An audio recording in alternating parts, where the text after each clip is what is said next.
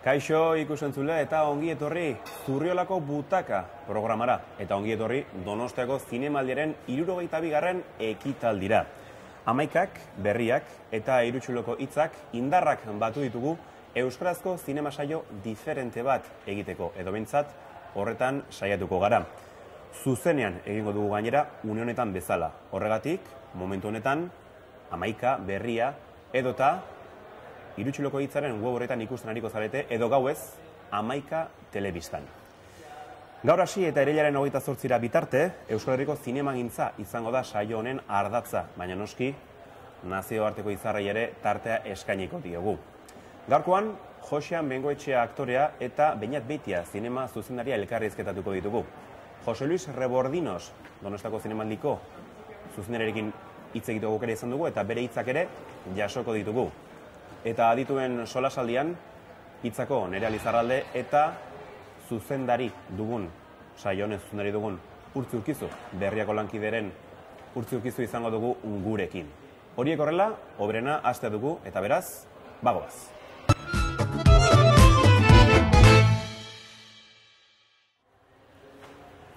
Donostiako zinemaldian asko dira aurkezten diren filmak.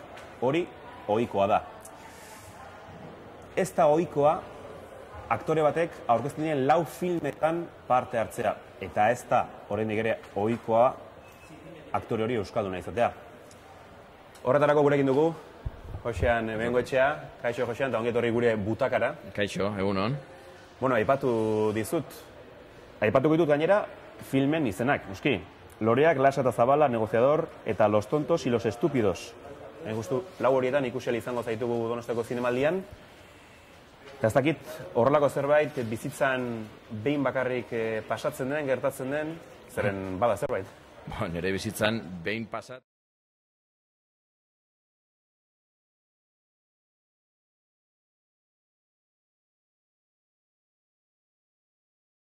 Film bat, lehian izango da, Loreak hain zuzen. Nola gogoratzen dituzu Jon Garaño eta Jose Mari Goenagarekin egindako grabazio horiek, lanketa hori, filmaz ez dugu gehiagi esango, baina behintzat prozesua bera errodatzea nola izan zen, nola duzu gogoan? Ba, oso erosoa.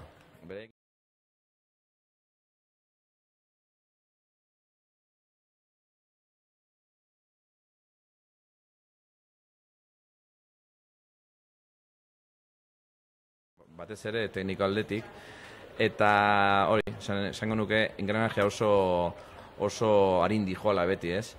Gero, Jose Mari eta Jon sensibilitate handiko artista dira, ez? Eta hori isladatu egiten dute, kontagiatu egiten zea. Hori, aktoren artean ere, lanketa hori ere nabaritzen duzu zuek, bere egin egindako lan hori. Bai, amodio maitasun asko jartzen dute lan egiteko garaian, eta nola ez, beraien sensibilitate maila horretara iristen bazea, konexioa berelakoa da, Eta, bueno, behartzen zaituz barruti daukasun maitasun hori lanean ere jartzea ere. Aipatu behar da, Loreak filma, zinemaldiaren ostean, nazioartean banatuko dela, aukerak izango dituela beste hainbat zinemaldi edota zinema jaialditan izateko. Euskal Herritik kanpora aukerak ikusten dizkiozu film honi? Baina inungo zalantzarik gabe. Loreak pelikula hitz egiten hasten naizen bakoitzeko emozionatu egiten naiz. Horregatik hain zuzen ere ikusi dudalako pelikula ikusita daukat. Maila batetik pasatzen nahi gara, esan eduten gure txokotik edo hauek badaukat eskarmentua. Garañok eta Goenagak badut eskarmentua aurreko pelikularekin, beste 4 metraiekin eta maisutasuna.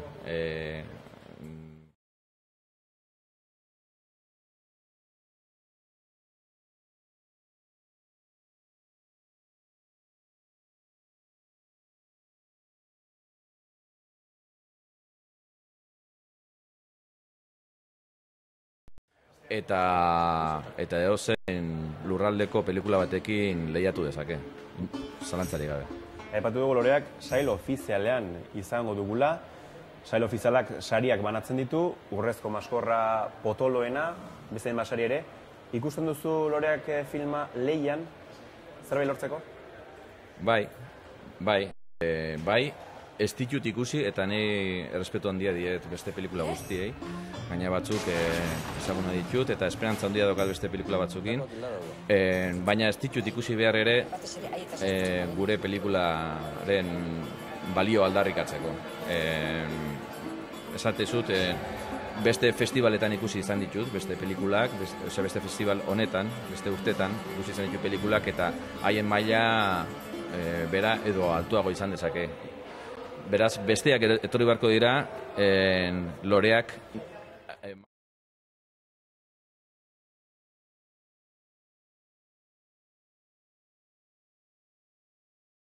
Bigarrenera egingo dugu salto, kasu honetan, Los tontos y los estúpidos pelikulan Roberto Castón zuzendarekin aritu zara lanean, Ander filman ere berarekin lan egin zenuen.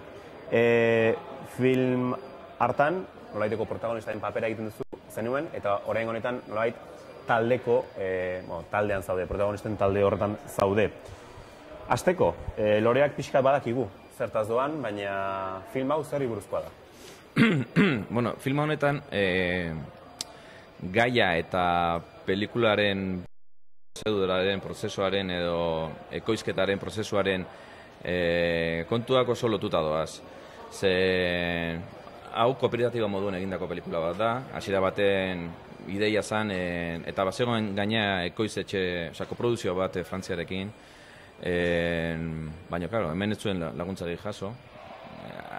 Zeak Robertok badaukalako gurutzetxo bat, nunbait hori, asko baloratuago da mugaz kanpo hemen baino, etxean baino.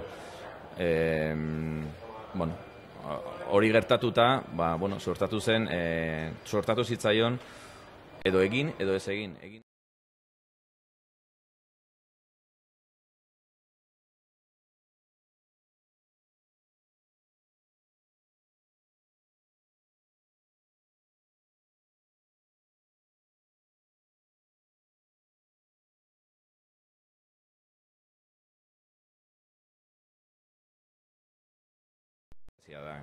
Kalitatezko pelikula bat da. Bestela litzateke realizatzaile berrien sailan egongo, ez? Hemen hainbeste maite duten sail horretan. Baina hori, ensaioan agertzen da, eta aktoreak daude, mai baten, eta pelikularen irakurketa batekin hasten dira, ez? Orduan, hortik aurrera hasten dira pertsonai desberdinak agertzen, beraien arteko konfliktoak, eta beti hor, lokalizazio guztiak hor bertan dira, ez? Plato batean. Hori estetika aldetik esango genuke, estetikak badu zer ikusia, guretzat, prozeso bera, produzio prozeso bera izan duen prozedurarekin, zuzen ere. Gaiak, Roberto esaten duen bakoitza, Ander etortzen zaiburura. Eta ia Ander deitzen dio berari, ez. Robertoren filmografian, bakarrik ez dira bi pelikula hauek, eta baditu laburmetrai desente, beti agertzen diren gaiak daude, honetan ere bai. Bakardadea, eta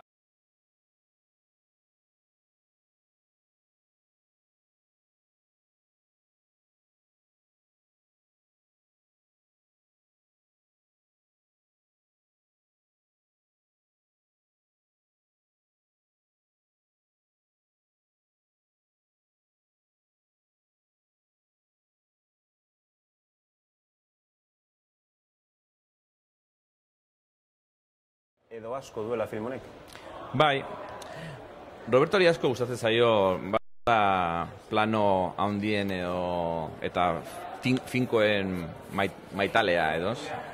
Eta aktori asko, askatasun asko usten digu enkuadre horretan, ez? Eta beti, antzerkitik gertuago izaten gaituen zuzendarit horietako bat da, ez? Beste batzu, badute beste esan dut, bere cinematografia horti doa, estiloa, eta honetan ere bai. Are gehiago, ez dago inungo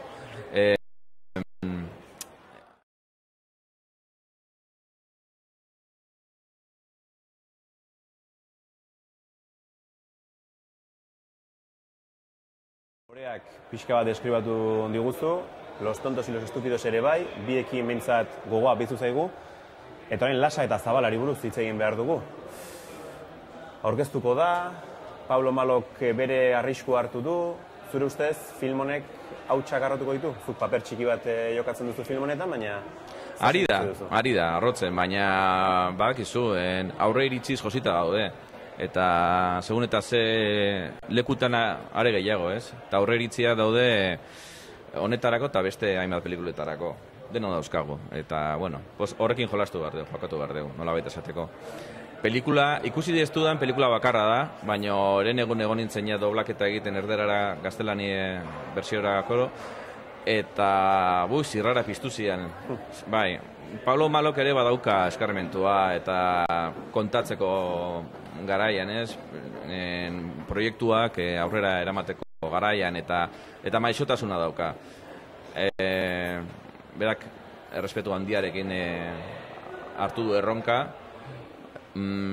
Hasieratik ikusten zuen gai hau eta pelikula hau ukitu behar balima zuen, egin behar balima zuen, imagin gordina esartu behar zituela. Jendea askorentzako, igual pornografia hutsa izan daiteke, edo... Ezaten da aurre iritzi horiekin, baina denoi argi utzi zigun. Torturak eta saldu behar dira, bestela ez dago kontatzerik historia. Hori da, ez?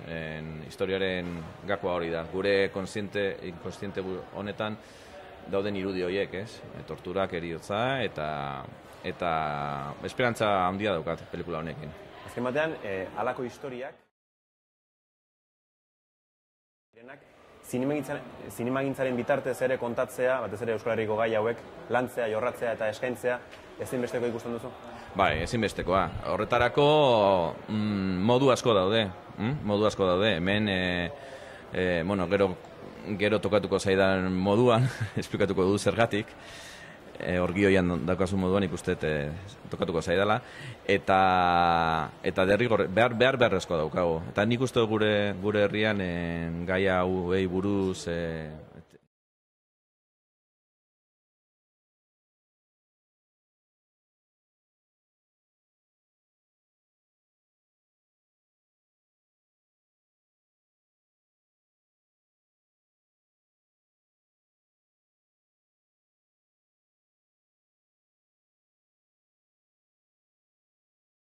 kasu honetan ikerketa sakon bat egon da, eta egon da harremanetan ere senide tartekoekin, eta beste kasu askotan ez bezala, kasu honetan errespetu itzelarekin egin da. Bere aldetik, ekoizetxearen aldetik, gidoiaren aldetik, eta beste horretan saiatu dira baita ere. Lasa eta Zabala, beraz, ea zer ematen duen? Aipatu dugu, niri bizkat kezka sortzen ditar Madrilen nola hartuko duten, zer beti... Bueno, astindu bat ematen badu ondo etorriko zaigu, denori. Bai, zantzaik ez. Bueno, hori ere hor geratzen da. Eta bestearekin goaz, falta zaigunarekin, laugarrenarekin, negoziador izenak berak dio, eta kontaketari dagokionez, esan behar da, Borja Kobeagak erregistroa aldatu duela filmen berri honetan, eta 2005, 2006an, PSOE eta ETAren arteko elkarrizketa, harreman horiek nolabait oinarri dituela. Eta, tira, astelenean, estrenatuko dute Zinemania Galan hain justu, gai serioa izan arren, ez dakit, hausteko pixka bat galdera, umore ukitua du zeren, gertaera hori ere erreala da, baina ez dakit, zuk nola... Umore ukitua gehiago esango nuke, komedia bat da, bildurri gabe. Eta esaten nizun, aurrekoan esaten nizun, gai hauek ukitzeko modu asko daudela. Netzat umorea arma boteretsuenetakoa da. Beste tokitan esan izan dudan bezala. Badugalako provokazio puntxu bat. Aurre iritzi hauek bertan zalantzan edo kolokan usteko joera doka umoreak, ez? Eta kasu honetan ere, esate dizut, gai hauek edo beste hainbat gaietaz hitz egiteko umorea beste indar bat dauka. Eta arriskua da horregatik hain zuzen ere, aurreritzia daudelako, eta nola ukituko duzolako gai bat umorearekin, zer digamen frivolizatzen, edo zaki zer, nik uste beharrezkoa dela.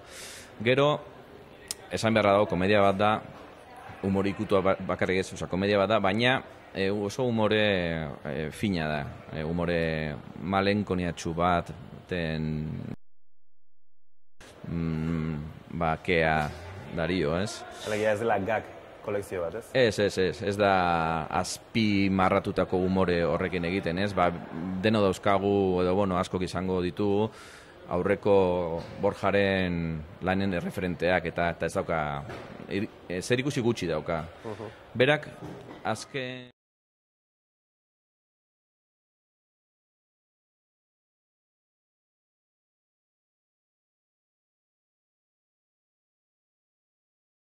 Honetaz bai galituko dizugu, negoziador film honetan, zein paper jokatzen du Jose Bengoetxeak?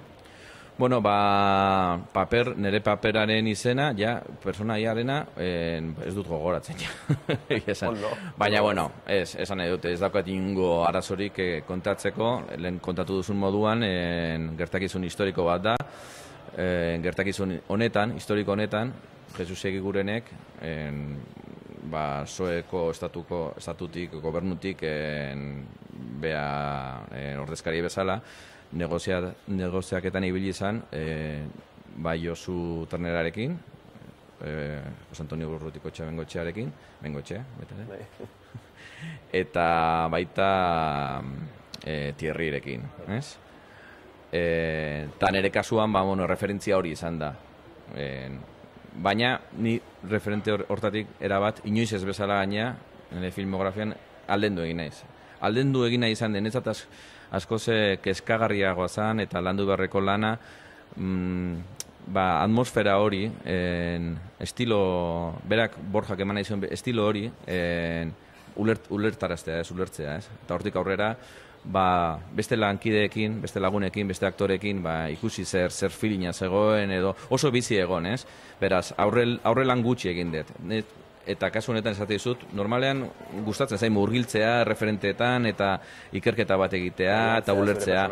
Kasu honetan ez, nik uste dut azken urteo Euskal Herriak bizian dituen azken urte eta hauetako gatazka inguruan eta referenteak deno dauzkagula, zorionerako, zoritxarrerako, deno dauzkagu, beraz, ulertzen dugu gaur egun halako movida, eta gure ikuspuntu personala hor dago, ez? Beraz, hori ez nuen hortik, referente hortatik aldendu egin naiz. Aipatu behar dugu, Kobeagak ez zuen zuzendu, baina bai parte hartu zuela, 8 apellidos baskoz, izeneko film arrakastatxuan, urrezko egin da nolabait Kobeaga horrekin, eta galetu nahi genizun, ez dakit ikusi duzun? Zenek esaten du urrezko egin dela? Ez dakit, Pentsa, iteke ikusik ze arrakasta izan duen? Ez esate izut. Gioilariak egin dutena da gioia idatzi, eta gero pantaiatik arrakasta balima da.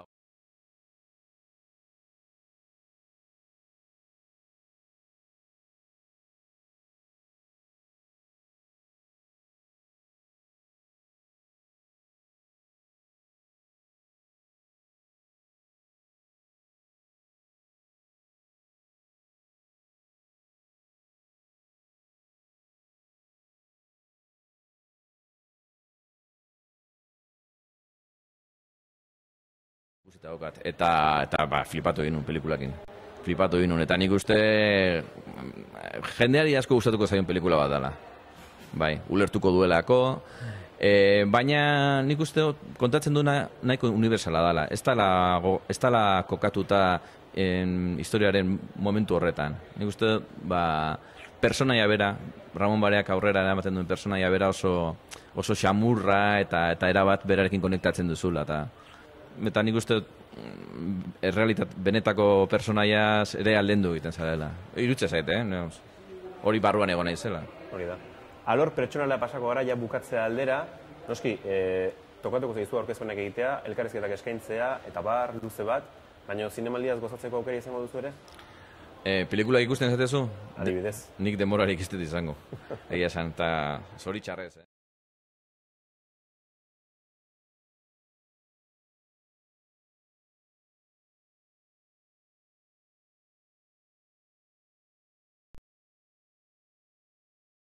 Edo pintxoren bajan, baina ez dut uste bestelako festivalez, nire lanaz aparte gozatu ahal izango dudanik. Hori azken batean da, lan asko egin duzulako eta lan asko aurkeztu behar duzulako zinemaldian, noski? Bai, eta egin behar dudalako. Nik horrela hartzen dute festivala, disfrutatzeko, gozatzeko, baina lanarekin baita ere. Azken finean, gu aktuatzen ari garen momentuan asko disfrutatzen dugu. Eta hola hartu behar ditu dut hauek ere bai. Hemendik beste entrevista bat egongo naiz, eta guztuan den. Nire lana da pelikula saltzea, gehien bat. Ze, kasu gauzak gaizki daude, saltzeko eta hori, eta animatu jendea pelikulak ikusi ditzala, festivalean eta festivaletik kanpore bai.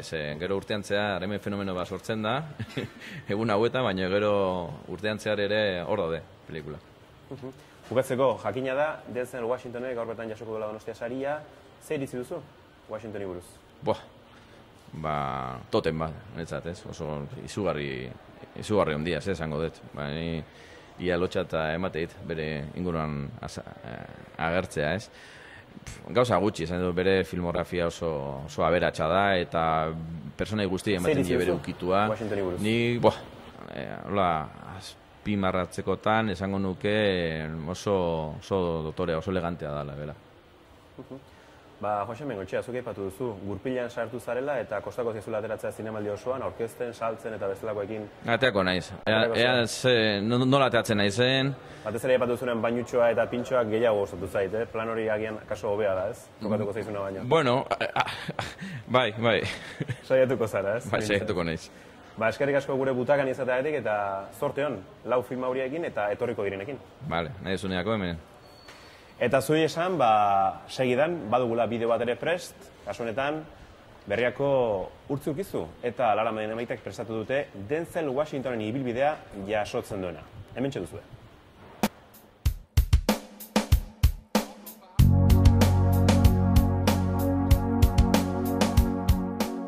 Denzel Washington Mount Vernonen jaio zen New Yorken 1954an.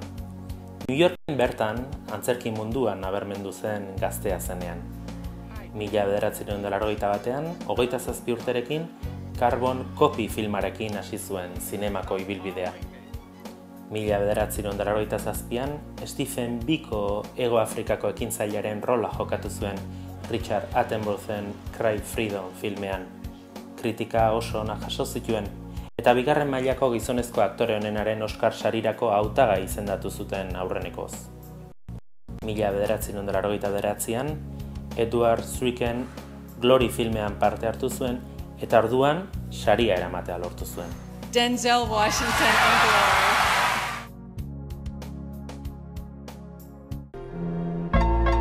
You motherfuckers will be playing basketball in Pelican Bay when I get finished with you. Beste Oscar sari bat ere irabazi zuen Washingtonek handik 13 urtera. Gizonezko aktore honenarena Antoine Fuquaren Training Day filmari esker. Aurretik, gizonezko aktore honenaren sarirako hautagai izendatua izan zen beste 2 filmetan.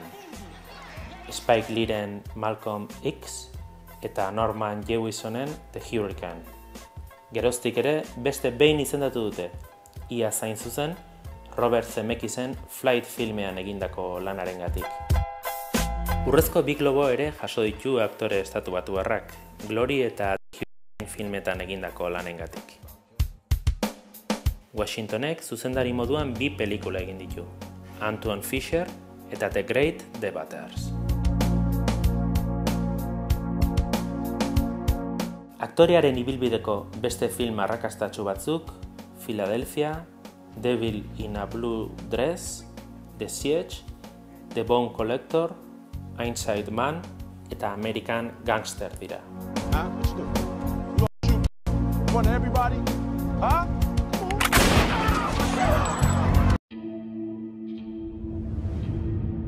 He catch that fish yet? Their book. Oh, yeah, he did. It's a happy ending.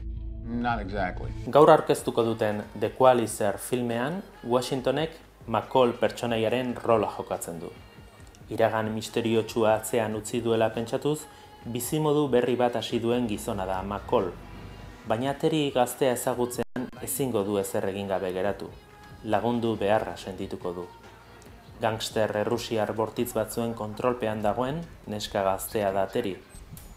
Macaulek bere buruari ezarritako erretiroa utziko du eta justizia egiteko desioa berpiztuko zaio.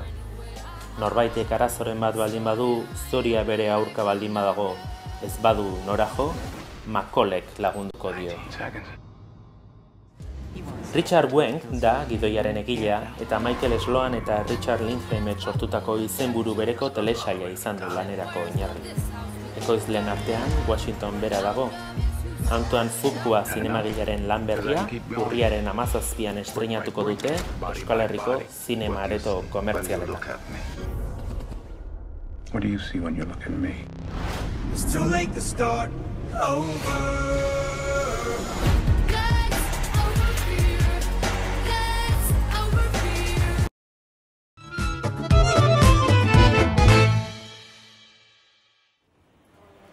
Zombiak modan jarri zirenetik edonon ikusten ditugu.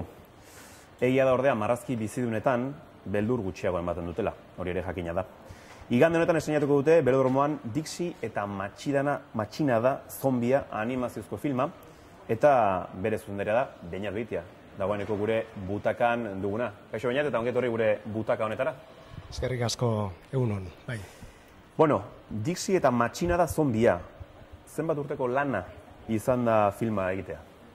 Bueno, filma bigarren atala da, esan bezala, eta bigarren atal hau, berez, esan genezake, bi etapa izaten ditu pelikulak, hasieran etapa kreatiboagoa, eta hor noski telebisten eta laguntza bilatzen dugu, ekoiztu alizateko, azkenian, eta gero, momentu horretatik, beste pare bat urte, 18 hilabete izan dira, eta orduan, esan genezake, 3 urte, gutxi gora bera 3 urte izan dirala.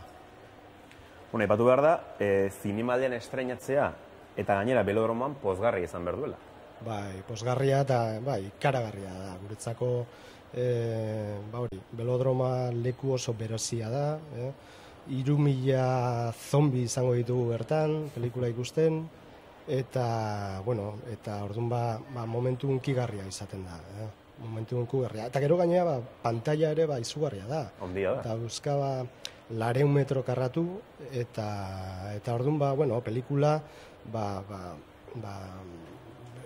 aukera oso ona da pelikula hau estreinatu ahal izateko, eta guretzat oso unkigarria, esan desu bezala, unkigarria da bai. Izan ere, hainbat urtako lana gerora pantalla handian estreinatzeak badu berea? Bai, momentu oso berezia izaten da, gainera,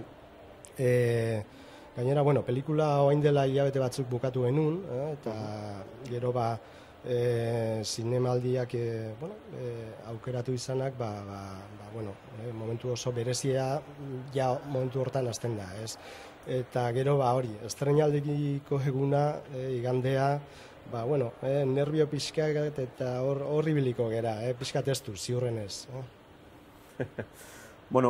Pixka bat ere ikusentzulei argitze aldera, zenbat urteko neska mutilei zuzenduriko filma da? Berez egokituta egon golitzateko, 7 bat urte, nik esango nuke, 7-10 horri biliko da. Halere, txikiagoek ere gustoko izan dute, aurreko pelikula ere, baina batez ere hori, egokituta egon golitzateko, 7 urte. Aipatu behar da, Aita zombia naiz, filmaren bigarren atala dela, nolabait, arrakasta itzela izan zuen, lehendabiziko atal horrek, Estatu Batuetan, Errusian eta Australian estreinatu da, oker ezpanago. Bai. Arrakasta bera espero duzu bigarren honekin? Saiatu gera, ondo elaboratzen, pelikula asko landu dugu, eta, bentaja bat izan dugu, lehenengo ataleko pertsonaia asko, eszenatoki asko, berriro, pelikula hontan, noski, gure pertsonaia dira eta gure eszenatokiak. Orduan, hortik aurrera, horren beste elaboratu, landu ditugu, eta berez pelikula oso, berez aberatsagoa da. Da hortik aurrera, espero dugu, arrakasta, bintzat antzekoa izatea. Sinopsi labur bat egiteko eskatuko bagenizu, Dixie eta Matxinada zombiak ze historio kontatzen du? Bueno, berez Dixie momentu, onuragarri baten dago, bere egunerokotasunean, eskolara juten, da bere lagunekin, eta momentu berezi bat agertuko zaio bere begien aurrian, zombiak agertuko direlako, ez? Eta zombi horiek berri batzuk ekarriko dizkiote, nigreda, gaiztuak, revoluzio bat, matxinada bat nahi duela, lantzen ari dela, nola ez mundua kontrolatzeko, bere kontrolpean edukitzeko, eta orduan gure protagonistak Dixik noski haue ebitatu beharko du, ez? Hori da. Naipatu behar da, ez zela zundari bakarra, Ricardo Ramon da zure alboan dagoena. Esperientzia handia du animazioaren munduan, betire hori eskertzen da, pentsatzen dut. Nolakoa izan da elkarlan hori eta gerora ja fruiturantz begira?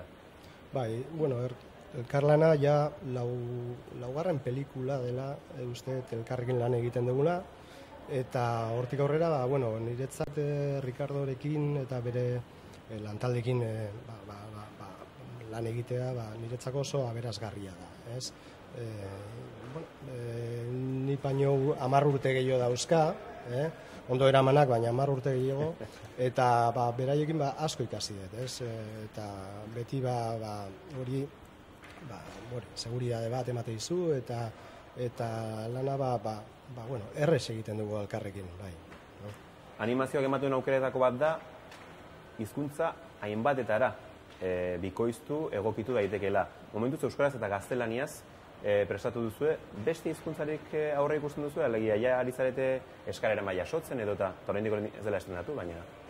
Bai, berez katalaneraz, pelikulaiak bikoiztuta gainera, eta hori, Kataluniako telebistak interes bat izan duelako, noski, eta lehenengo pelikulan ere parte hartu zuten, eta hortik aurrera Katalunian bere publikoa dauka pelikula honek, ez? Da hortik aurrera katalanez daukagu, noski, ingelesez ere, noski, eta, zinemaldia horretarako da, ez?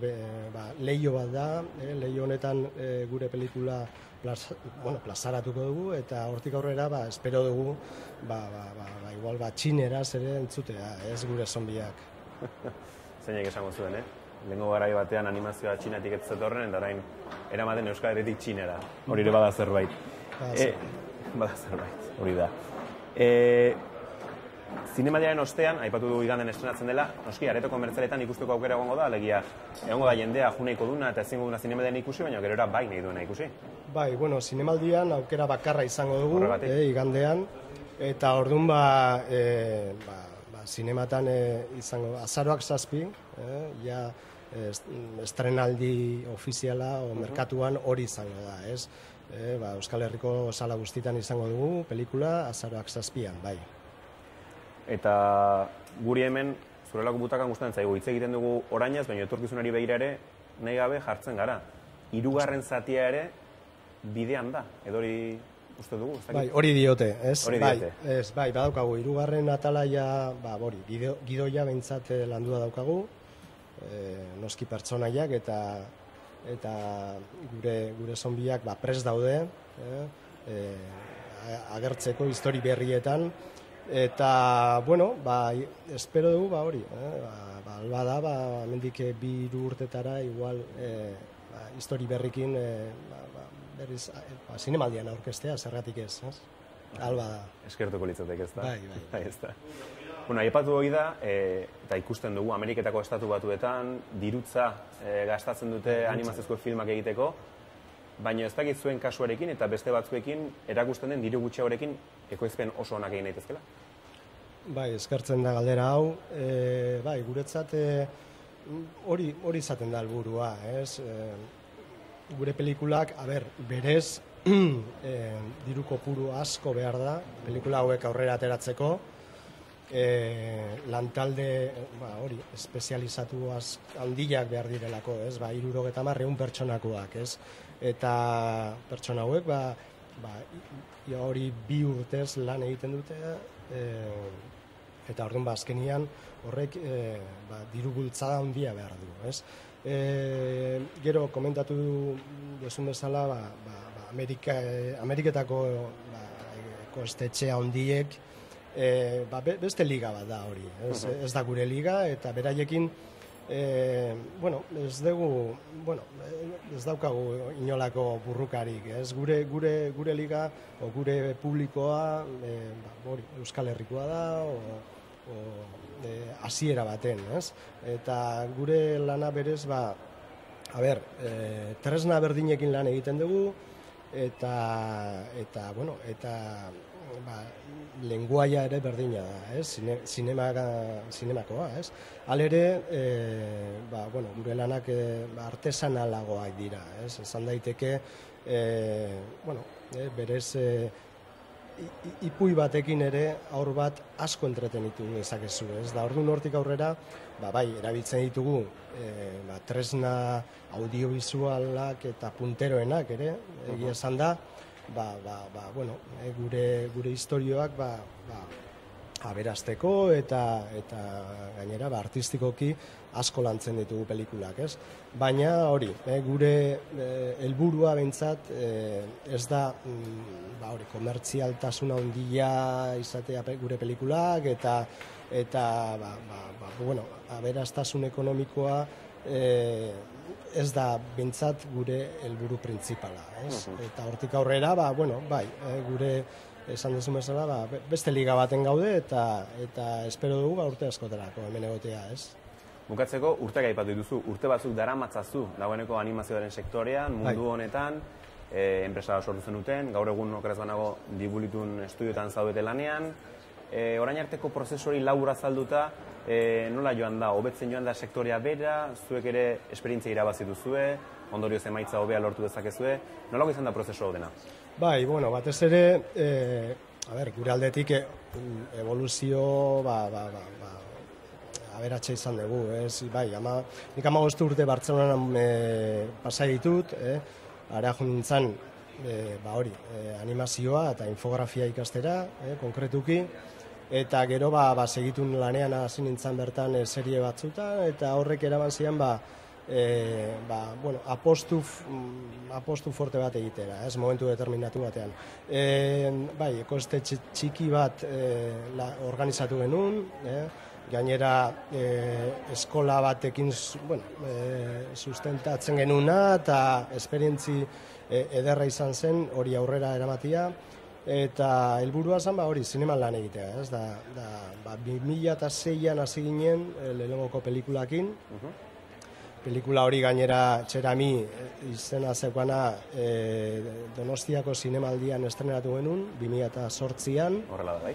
Eta horren atzetik, beste 3-4 pelikula gainera aurkeztu ditugu hemen.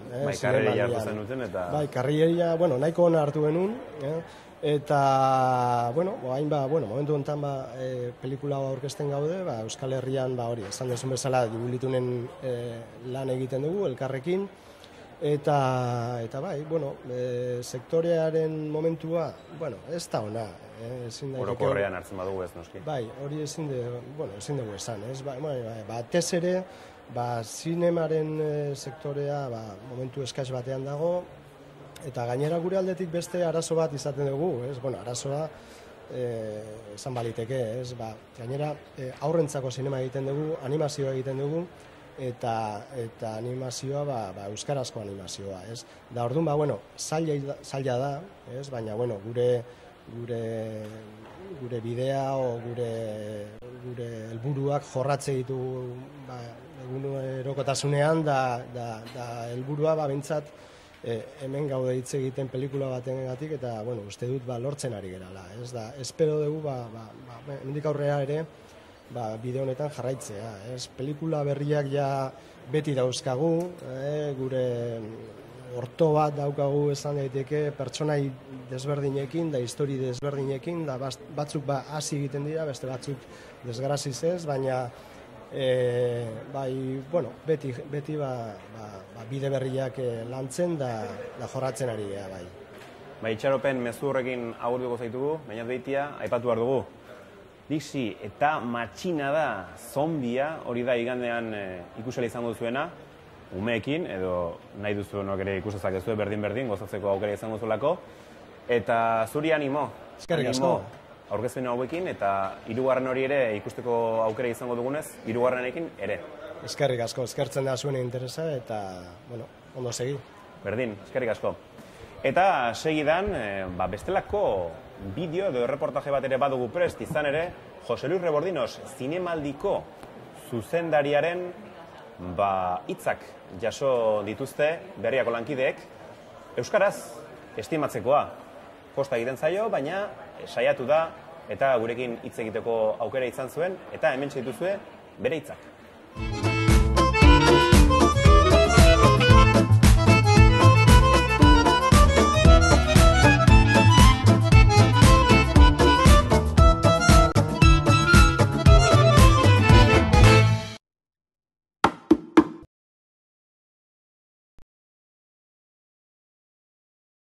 Aurten ez daukagu berritasun askorik.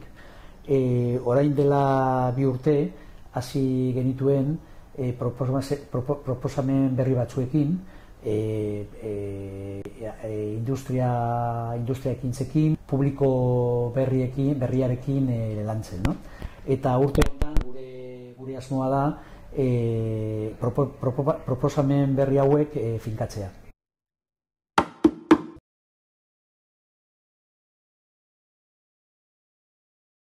Oso pozik daude, aurten bi euskaldun filma dauzkagu, bata loreak lehiaketan, eta guretzak filme hau oso importantea da, oso polita eta oso dotore da, eta bigarrena Lasa eta Zabala, filme politiko bat da, ezaguna da, eta lehiaketatik kanpo dago.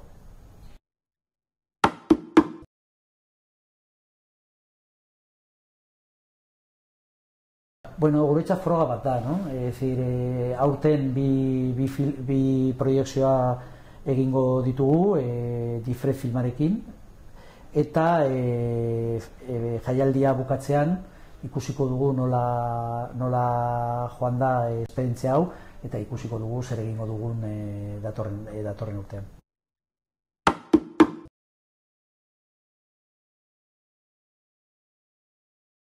Zinemaldia publizitate handia eta ona da Donostientzat, eta nik pentsatzen dut turismoentzat eta ez dakit Donostia 2016entzat oso ona da ere, presentzia hau beste nazionetan.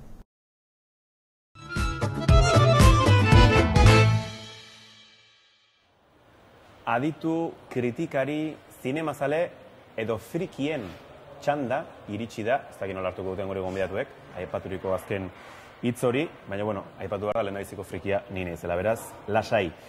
Gure butakan dira, aipatu bezala, Nerea Lizarralde hitza egunkariko, irutsuloko hitza, hobeki esan, egunkariko zuzendari orde eta kazetaria, eta beraluan Urtzi Urkizu, berriako kazetari eta saio honen zuzendaria. Noski, gurekin izan bartzuen gaur, bestela etzakan zentzu handirik. Zuzendari orde, ni naiz aktorea, edo nola interpreta daiteke hau? Zer uste duzu, Nerea? Aktorea edo bufoia, edo zakit. Bufoia, hartu nahi duzun papera. Hori zait burutik pasa, baina bufoiarena ere aukera bada. Urtzik barre egiten du, beraz, arrazoi izango du Nereak. Kasuen barko. Gurekin zaudete, zinemaldia hasi berri denean, hainbat kontu lantzeko, batetikan, hitzan bertan, elkarrizketa interesgarri bat ikusi daiteke, gaurkoan protagonista izan dugun aktore batena.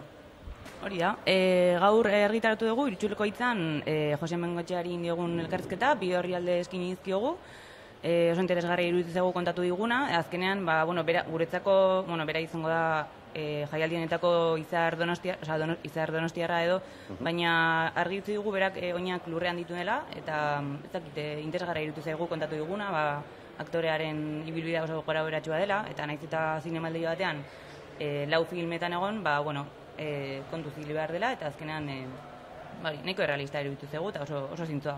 Donostiarra eta Egia auzokoa, okerez banago. Hori, bai, Egiatarra eta oso garro gainera. Bai, oso garro dago. Gainera, ezta? Bueno, hemen ere ikusi duzuenez berare eroso ikusi dugu hitz egiten bere lau filmetaz, eta aipatu bezala, gaurko Irutsuleko hitzan irakur daiteke luze eta zabal. Bestelakoak ere baditugu, zeren ari zarete bestelako gauzak egiten, zinemaldi honetan ere zurelako butakan zuen ekarpena jaso eta eskaineko dugu, bereziki euskararekin loturik bada zerbait. Hori, bai, paperan ere gaur azaldu dugu pixkate, bagera Donostiako Euskaltzaren elkarteak, duela 20 urte hasitzen zinemaldian euskararen erabileraren neurketa bat egiten, eta oraintxe bertan plazaratu ditu datuak, edo balorazio honen emaitza. Eta horren beraiekin hitz egin dugu, eta uste zuen saioan asteartean edo emango dugula bideotxo bat, euskaraz bizi nahi dut film laburren lehiaketarekin batera, eta hor azalduko ditugu beraiek plazaratu dituzten datu horiek, ez? Batzuk itxaropentsuak, beste batzuk oraindik landu behar direnak, eta, interesgarria iruditu zegu, azkenean 20 urteko datuak dira, eta, behiratu beharrekoak. Hori ere irrikaz ikusi nahi dugu, zeren euskara eta euskarriko zinema egintza dugu oinarri Zurriolako butaka saioan. Bukatzeko zurekin, urtzingana pasa aurrez, uste bait, zuzendaria da, baina uste dut baietz, zinemaldiari buruz ere galdetu behar dizut, hasi berri denean, ez dakit Denzel Washington ikustea joango zaren, ez dakit filmak ondo apuntatu dituzun, denbora izango duzun, nahi duzun guztia egiteko. Ia esan, hemen gaude zinemaldian, ja konturatu gabe hemen gaude eta hasi da, eta, ez dakit gaur bai Denzel Washingtonek emango duen prentxe horrekora jungo gara, interesgarria izango da kontatzen duena, eta, Donostia saria berantzako zer den, eta bar. Maria Kristinara iristekoa da ordubiak laurden gutxitan uste, orduan jungo gara berre zaleak nola dauden, eta ez dakitzen bat jende hurbiltzen den bertara. Eta gero aurrengo guretan ikusko dugu zein gain ateratzen diren, baina argi dago Loreak filmarekin egongo garela, Lasata Zalarekin ere bai, eta gero beste hainbat protagonista donostiar, ez? Ez dakit adibidez Euskal Zinemaren saria emango duten epaimaikideak donostiarrak dira, 3 donostiar dira, Rafael Berrio, Angel Aldarondo eta Isabel Ergera, eta interesgarria da kontatuko dutena, eta etzakite esperientzia hori ere kontatzea gustatuko liteguke. Batu behar da Aldarondo donostiartua. Horia, bai, erdi ondarrutarra, erdi donostiarra. Erdi bidean geratzen da. Ikusko dugu berdi diskutatzen duzun, eta ea film guzti horiek asimilatzeko denborari baduzun, zeren zinemaldia aipatzen dugu oso luzea dela, eta pazientziak behar da, zeren film asko daude, protagonistak, lan ere egin behar da, uste ez baduzu ere, eta beraz, ikusiko dugu. Ondoriz mazaizu, urtzirekin goaz, eta dagoeneko lehendabiziko hitza zinemira di begira, zeren aurten ere prestatu dute saila, estrainaldiak ez dira asko, baino mamirik bada ikusteko. Bai, 2 estrainaldi daude, 2 dokumental, Lantanda alde batetik, Ginea Bisaun grabatua, kreorerazko musikari buruz egindu dokumentala Gorka Gamarrak, eta beste dokumentala estrainatzen dena Zinemiran, I Am IT, da eskultore bat, hangoa, budua zenduna inspirazio gisa, eta horiek hurrengo gunetan ere azalduko ditugu hoien 2 lan hoien berri Zurriolako butaka saio honetan. Gero urteko ekoizpenetan, beste 4 lan daude, eta hoien artean euskara entzun daitekena Ateak zabalduz, da, Juanmi Gutierrezen dokumentala, Oarsoaldeako okupazioan ingurukoa da, hango Oarsoaldeko herrietako hainbat etxe okupa azaltzen dira, bertako kideak azaltzen dira euskaraz hitz egiten gehienak, batzuk gaztelanez, eta egilea, dokumentaren egilea Juanmi Gutierrez zuzendaria hemen izango dugu bihar Zurriolako butakan. Zinemira saia, beraz, hor ere baduzu aukera bisitatu, eta alba duzu benda sarrerak eskuratzen badituzu edo bestela ere ikusteko. Badugu baita ere atzera begirako bat aipatzeko. Dorothy Arthner hori da protagonista, atzera begirako hori eskaini diote emakumezko zinemagile honi, eta horri buruz ere pare bat hitz baditugu prest, ezta? Bai, hitz pare bat ingo ditugu, eta gero bideoa ikusiko izan ere emakume hau oso garrantzitsua izan zen Hollywoodeko hainbat hamarkadatan, hasieretan, hor gizonez betetako mundu bat zen, zinemagile eta produktore guztiak gizonezkoak zian, eta Arthner hasi izan lehendabizi gehiudilari eta montatzaile bezala, eta gero berehala zinemagile bezala iman zituen lehenen pasoak, izan zen historiako lehen emakumea soinudun film bat egin zuena 1928 urtean, eta gero 30 eta 40ko hamarkadan egin zituen hainbat film ikusi izango ditugunak Donostiako zinemaldi honetan, atzera begirako honetan.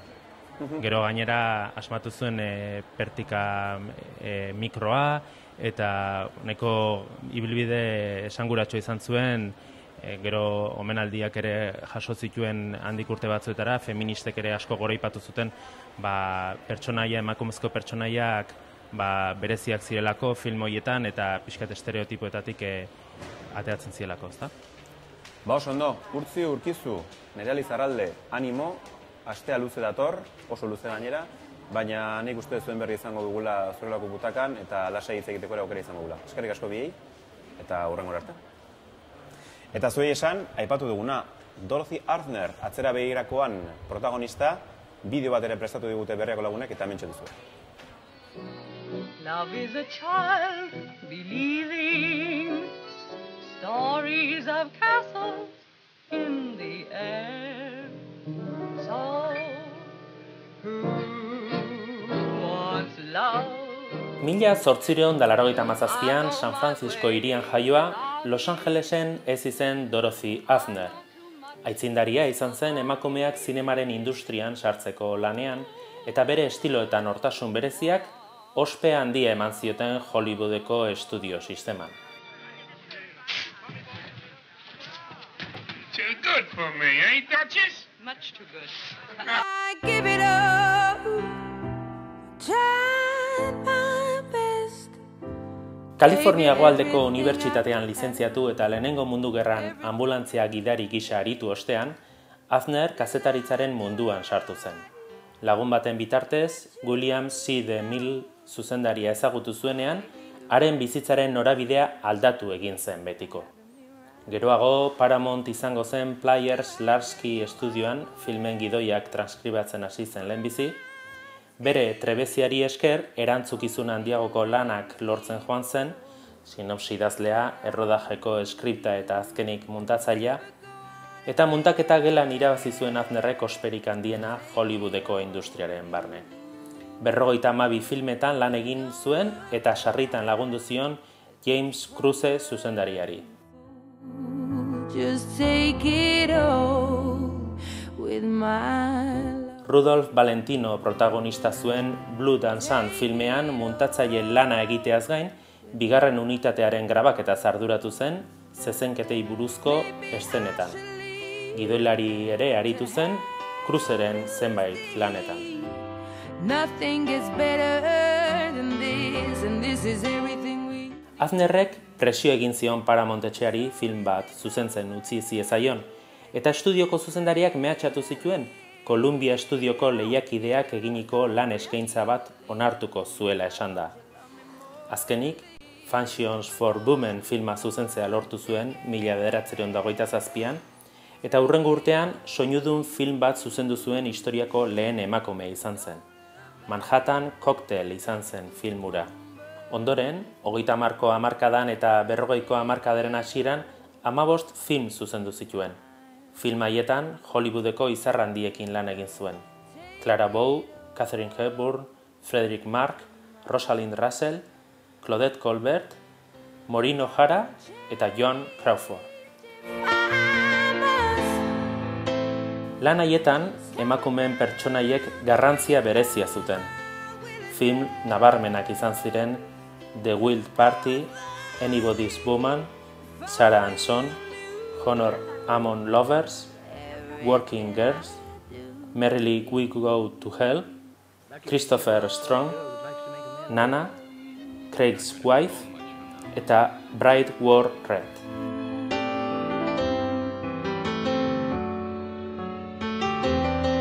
Mila 1933an, Amerikako Estatu Batuetako zuzendarien sindikatuan sartu zen, lehen emakumea bihurtu zen, eta hainbat hamarkadaz emakumezko kide bakarra izan zen. Horrez gain, pertika mikrofonoaren asmatzailea izan zen. Izan ere, soinudun zinemaren lehen urteetan, arrantzarako kanabera bati lotutako mikrofono bat erabiltzen hasi zen. Urteekin, asko harekin ahaztu baziren ere, 60ko hamarkadako mugimendu feministek aldarrikatu egin zuten Arznerren izena, eta hainbat omenaldi egin zizkioten. Gaur, Arznerren filmografiak balio berria hartu du, Ez bakarrik Estatu Batuetako zinemaren barruan salbuespen bitxia izategatik, baita berez dituen balioengatik ere. Adnerren lanek arrasto utzi zuten, estilo bisual landuko film haietan zalantzan jarri zituen garaiko sexu rolak, baita emakumeak gizartean betetzen zuen zeregina ere. Hollywoodeko egitura zurrenean, ukitu homosexual ezkutuak sartzea ere lortu zuen. 82 urte zituela, Kaliforniako La Quinta herrian hil zen Adner 1979 urtean.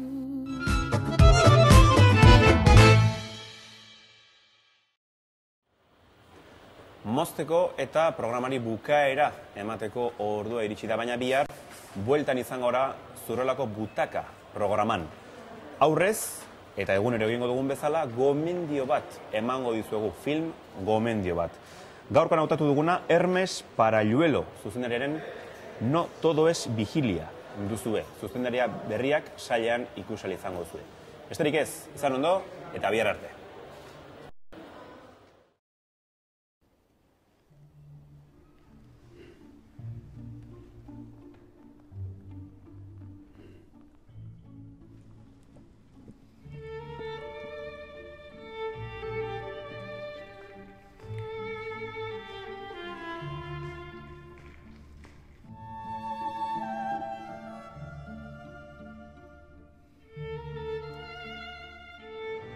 Nosotros nos casemos para dormir juntos, no separados.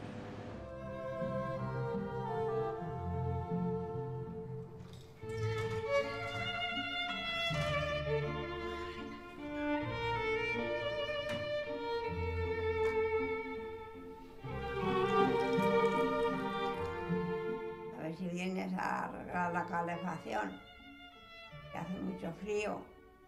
Tenemos mucho frío. Yo estoy ronca ya de tanto frío que hace. ¡Antonio! ¿A dónde estás? 36,3. No tienes fiebre. Pues me hace mucho mal la cabeza. Mucho.